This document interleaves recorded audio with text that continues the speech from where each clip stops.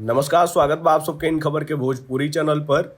उत्तर प्रदेश में मानसून का रफ्तार अब धीमा पड़ गई बाटे। मालूम होई कि जुलाई के पहला सप्ताह में यूपी में जम के मानसूनी बारिश भइल रहे।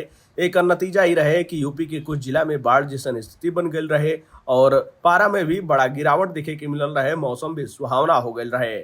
मगर हम देखल जाओ तो मानसून ऐसा लग रहा बा जैसे आपन राह ही भटक गई होखे।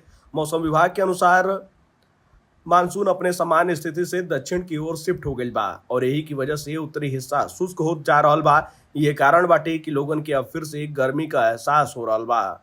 मौसम विभाग द्वारा कहल गई कि 18 जुलाई के बादलन का आवाजाही के बीच धूप हुई, बारिश के आसार कम रही, लेकिन 19 जुलाई से मौसम बदली और कई जिला में बारिश का सिलसिला फिर से शुरू हुई।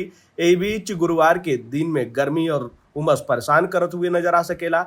वहीं मौसम विभाग का मानल जाओ तो कन्नौज, कानपुर, मथुरा, आगरा, फिरोजाबाद, मैनपुरी, इटावा, रामपुर, बरेली, पीलीभीत, शाहजहांपुर, जालौन, हमीरपुर, झांसी और ललितपुर के आसपास के इलाका में हल्का फुल्का बारिश भी देखे के मिल सकेला। आपके बताओ चलिए कि मानसून का जब एंट्री भइल रहे तब पूर्वांचल के कई गो जिला ऐसा रहे जहां पे लगातार झमाझम बारिश देखे के मिलल रहे।